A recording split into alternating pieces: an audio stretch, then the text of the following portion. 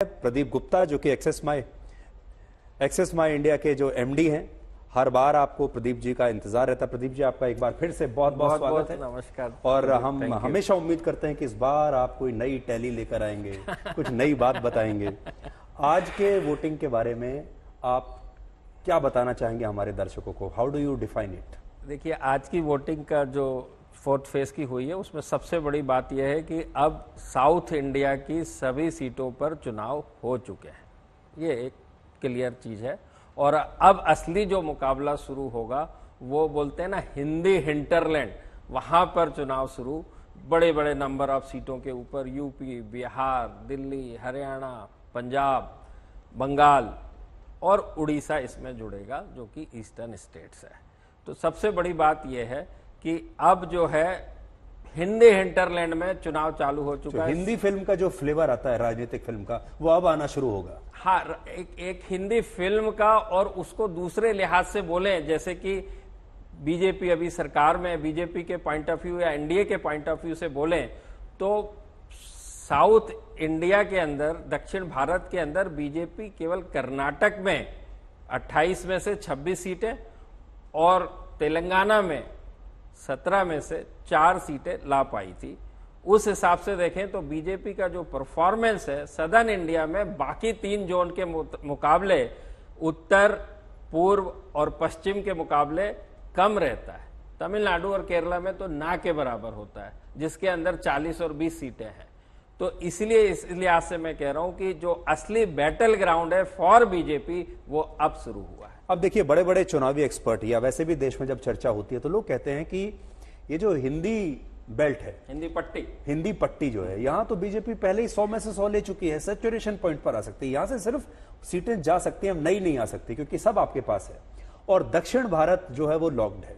तो दक्षिण भारत में से अगर सीटें नहीं आई तो बीजेपी मुश्किल में पड़ेगी।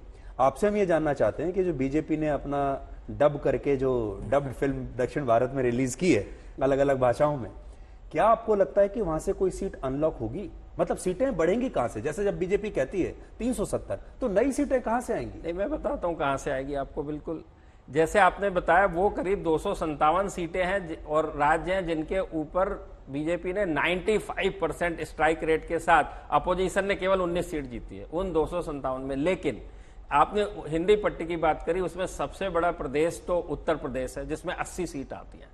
अब पिछली बार एनडीए ने 80 में से 64 सीटें जीती थी। ये 16 सीटों का यहां पर रूम है, बहुत बड़ा रूम है अपने आप में।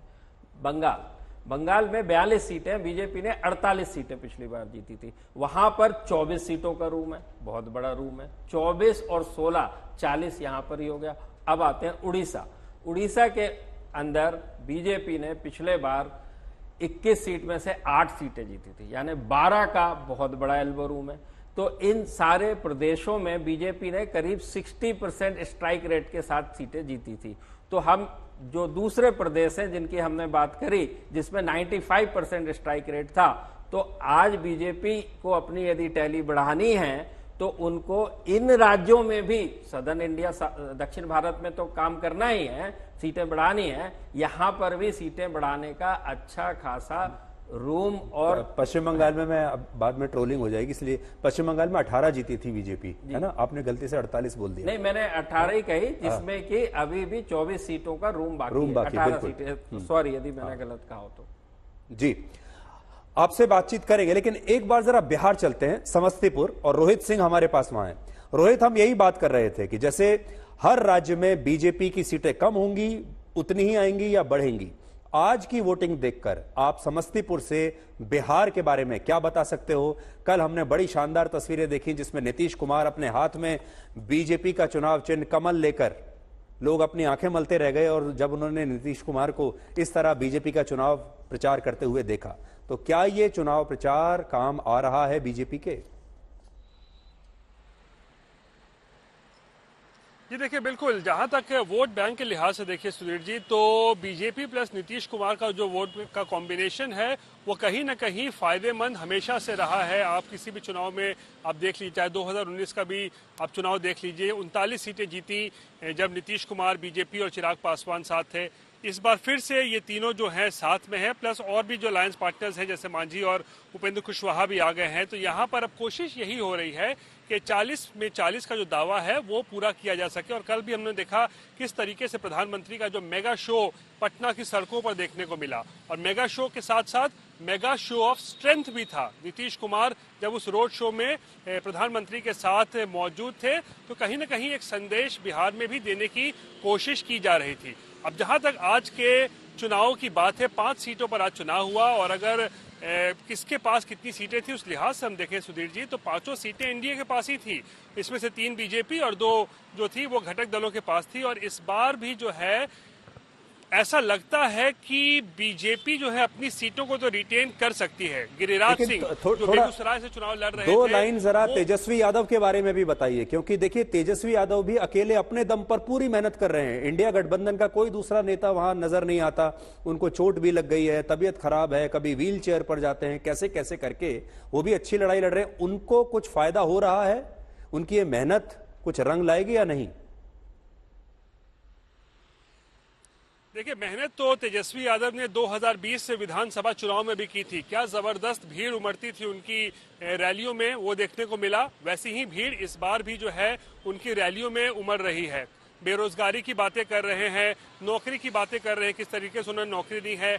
लेकिन क्या ये भीड़ जो है, क्या ये वोट में तब्दील होगा या नहीं, ये एक बड़ा सवाल है। क्योंकि 2020 के अनुभव से ऐसा नहीं लगता है कि जो अगर भीड़ आपके रैलियों में आती है तो उसको मतलब है कि आपको वोट्स भी उतने मिलेंगे। ऐसा नहीं लग रहा है 2020 के हिसाब से।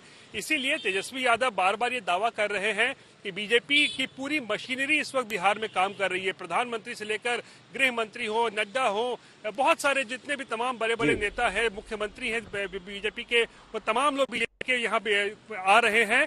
और एक तरफ दूसरी मतलब एक तरफ बीजेपी की तरफ से, और उनके मुकाबले केवल तेजस्वी यादव जो है तो हम वो कह सकते हैं तेजस्वी वर्सेस ऑल का वहां पर है। जी जी जी, एक बार हम प्रदीप जी से भी पूछते हैं, बिहार पर आपकी क्या राय है? देखिए, बिहार की जैसे बात करें तो अब एनडीए ने पिछले बार 40 में से 39 सीटें जीती थी। केवल 1 सीट किशनगंज की जो है वो कांग्रेस ने जीती थी। उसके बाद क्या हुआ है कि जब ऐसी स्थिति होती तो सब खत्म हो गया, यानी अपोजिशन रहा ही कहां। जब आप 40 में से 39 सीट हार जाते हैं तो उसके बाद फिर तेजस्वी यादव का जैसे बताया कि उदय हुआ, और हमने जो असेंबली इलेक्शन थे बिहार के 2020 के, उसमें देखा कि उन्होंने एक जबरदस्त फाइट दी। और कांग्रेस का प्रदर्शन बहुत ही मामूली रहा। लेफ्ट पार्टी का प्रदर्शन स्ट्राइक रेट के मायने के हिसाब से उससे भी बेहतर हुआ। अलायंस की बात कर रहा हूं मैं, गठबंधन की बात कर रहा हूं, तेजस्वी, आरजेडी, कांग्रेस और लेफ्ट पार्टी का। यदि कांग्रेस का स्ट्राइक रेट अच्छा होता, यानी 50% भी होता, तो शायद आरजेडी सरकार बना रही होती। परंतु यहां बहुत बड़ा परंतु है, ये इलेक्शन जो है वो देश का इलेक्शन है, लोकसभा का इलेक्शन। लोकसभा के मुद्दे, नेता, विषय सब कुछ अलग होता है।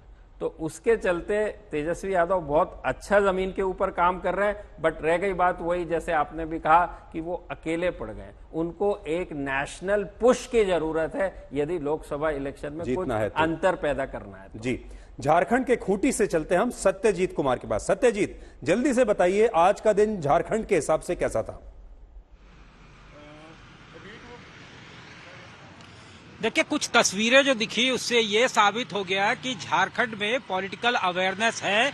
ये वही स्टेट है जहां मुख्यमंत्री सिटिंग जो है वो हार जाते हैं। 59 विधायक जो हैं, चाहे किसी दल के हों, वो सीट को रिटेन नहीं कर पाते हैं। तो कई तस्वीरें दिखी। 100 साल की बुजुर्ग महिला जो है, जो कहती हैं कि हमारी उम्र भगवान ही जानते होंगे, व्हील चेयर पे वोट डालने चली आ रही है। लंबी लंबी कतारें, पारंपरिक वेशभूषा में एक पूरे बूथ को टर्न कर दिया जाता है, जहां आपको झारखंडी टच देखने को मिले। एडवांटेज किसको है?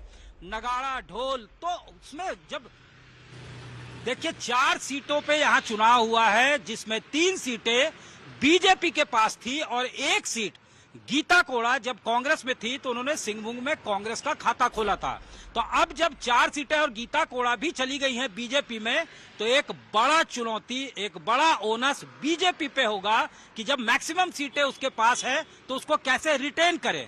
और जाहिर तौर पे जिसके पास टाइटल होता है, जो सिटिंग होता है, तो उसको रिटेन करना पड़ता है। उसके लिए भी चुनौती कम बड़ी नहीं होती है। रादर ये होता है कि उनको हर जो है पहलू को देखना पड़ता है, हर नूक एंड कॉर्नर को देखना पड़ता है कि कैसे हम अपने पुराने परफॉर्मेंस पूरी कोशिश बीजेपी वहां कर रही होगी। जी, अब पश्चिम बंगाल चलते हैं, बैरामपुर से ऋतिक मंडल हमारे साथ हैं। ऋतिक, क्योंकि समय समाप्त हो रहा है, जल्दी से आप बताइए आज का दिन जो आपने देखा पश्चिम बंगाल में, आज पर केंद्रित रहिए, आज क्या देखा आपने? देखिए, बिल्कुल सबसे बड़ी बात है कि इस बार क्या अधीर रंजन चौधरी अपने जो गढ़ माना जाता है बहरमपुर से अपना जो कांग्रेस का किला वो बचा पाएंगे। देखिए, 5 बार का वो सांसद रहे, वैसे ही थोड़ा प्रेशर बन जाता है इस तरीके के दिग्गज नेताओं के लिए, और खासकर जब ये अधीर रंजन चौधरी की बात आती है। हम दिन भर मेरा मौजूदगी बहरमपुर में रहा, बारी बारी में मैंने अधीर रंजन चौधरी को सुना, उनका जो पैटर्न है उसको देखा, जिसके खिलाफ यूसुफ पठान इस बार जो है चुनावी मैदान में है। कौन जीत रहा है? जो मैं अमूमन जो समझ रहा हूँ अधीर रंजन चौधरी से बात करने के बाद भी वो बहुत कॉन्फिडेंट लग रहे हैं। बहरमपुर उनके ही पक्ष में, और खासकर मैं जिक्र करना चाहूंगा क्योंकि यही के वो भूमिपुत्र है। लोग भारी तादाद पर आकर आपको आंकड़े दिखा रहे होंगे कि बहरमपुर में सबसे ज्यादा जो वोट टर्नआउट आज बंगाल में हुए, कुल जितने 8 सीटों में जो चुनाव हुआ है, और शायद तृणमूल कांग्रेस के लिए एक बात बन सकती है क्योंकि यूसुफ पठान भले ही वो चहेते चेहरे हैं क्रिकेट मैदान के, लेकिन वो गुजरात से आते हैं, और ये शायद जो बंगाली पुराने वोट। अभी मुझे आपका शुक्रिया कहना पड़ेगा और मध्य प्रदेश जाना पड़ेगा। उज्जैन से रवीश पाल सिंह है। रवीश, समय हमारे पास बहुत कम है, आज पर केंद्रित रहिए, आज क्या हुआ है वो बताइए। देखिए सुधीर जी, सबसे पहले तो ये बता दें कि क्योंकि आज लोकसभा के चौथे चरण का मतदान था, मध्य प्रदेश में आज अंतिम चरण का मतदान था, यानी आज जो मालवा निमाड़ की 8 सीटें थी उसके साथ ही मध्य प्रदेश में लोकसभा चुनाव की प्रक्रिया संपन्न हो गई। आज मतदान संपन्न हो गया। एमपी की सभी 29 सीटों पर मतदान हो चुका है, लेकिन अच्छी बात यह रही कि बीते जो 3 चरण है उससे कहीं ज्यादा मतदान इस चौथे चरण में हुआ है। वैसे भी मालवा निमाड़ का वोटर जो है वो कहीं ज्यादा जागरूक माना जाता है। आज सभी लोकसभा सीटों पर 70% के ऊपर वोटिंग हुई है, और माना जा रहा है कि भारतीय जनता पार्टी जो कि इस इलाके में मालवा निमाड़ के इलाकों में सभी लोकसभा सीटों पे काफी मजबूत हमेशा से रही है, एक बार फिर से 2024 में वो अपना प्रदर्शन दोहरा सकती है। आज की वोटिंग के बाद दिख रही है। अब अपने दर्शकों को हम लेकर चलेंगे श्रीनगर। अशरफ वानी हमारे सहयोगी वहां से आपको बताएंगे। अशरफ, श्रीनगर में आज नया रिकॉर्ड आ गया, 37% वोटिंग है, जो शायद और बढ़ सकती है, लेकिन ये भी वहां के हिसाब से बहुत ज्यादा है। कुछ बताइए आज के दिन के बारे में।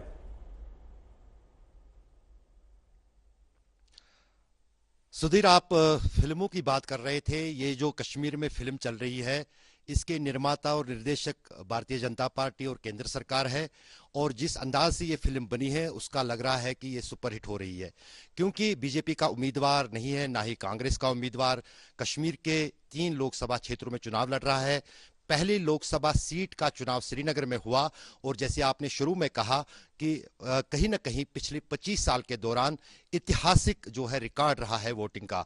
और सबसे बड़ी ब्रेकिंग न्यूज जो कश्मीर की है, अभी तक मैं भी पिछले 25 साल से चुनाव कश्मीर में कवर कर रहा हूं, चुनावों में यही खबर होती थी कि कितनी हिंसा हुई, कितने लोग मरे या कितने लोग, लेकिन आज शांतिपूर्ण रही चुनाव शायद ये बिल्कुल अशरफ, क्योंकि समय हमारे पास कम है। ये भारत की जीत है, श्रीनगर के लोगों की जीत है। 30 सेकंड हमारे पास हैं औरंगाबाद से मुस्तफा शेख के पास, और 30 ही सेकंड हमारे पास होंगे कुणाल के पास। तो हम पहले चलते हैं मुस्तफा के पास। 30 सेकंड में बताइए आज क्या हुआ। बिल्कुल, औरंगाबाद में आप कह सकते हैं कि त्रिकोण लड़त है, जहां पर इंडिया ब्लॉक है, एनडीए है और साथ ही एआईएमआईएम है। हमको ये जानकर ताज्जुब हुआ, सरप्राइज लगा कि अभी भी एआईएमआईएम को यहां पर एडवांटेज दिख रहा है। रही ओवरऑल पिक्चर की बात तो बीजेपी ने 48 में से 42 सीट्स जीती थी। अब इससे बेहतर परफॉर्मेंस हो पाएगा क्या इस चुनाव में, इस पर बड़ा सवाल है, जिस पर प्रतिनिधि ज्यादा बता। अब जी ठीक है, मैं लखीमपुर खीरी से कुणाल, आपके पास आखिरी 20-30 सेकंड में खत्म कर दीजिए। देखिए, आपने कहा था डायलॉग की बात कि कैसे डबिंग डायलॉग चल रहा है, तो डायलॉग जब चलता है तो उसका असर भी दिखाई पड़ता है। तो अब धार्मिक ध्रुवीकरण हो रहा है नहीं हो रहा है, इस पर बात आ रही है। तो जो मेहनत जहां से हमने शुरू की थी कि नरेंद्र मोदी कर रहे हैं, वो हिंदी हार्टलैंड में दिखाई पड़ने लगा है धीरे धीरे। ये हमने आज क्या यूपी में बीजेपी की टैली ऊपर जा रही है या नीचे जा रही है? चलिए मैं सीधा पूछता हूं आपसे। देखिए, आज का जो चौथा चरण है उसमें निश्चित तौर पर एक पॉजिटिव संकेत है बीजेपी के लिए। हालांकि 13 की 13 सीटें बीजेपी के पास थी, लेकिन आज जो संकेत है वो ये संकेत दे रहा है कि जो नैरेटिव बीजेपी सेट करना चाह रही है उस तरफ कहानी थोड़ी थोड़ी बढ़ती हुई दिखाई पड़ रही है। Thank you so much.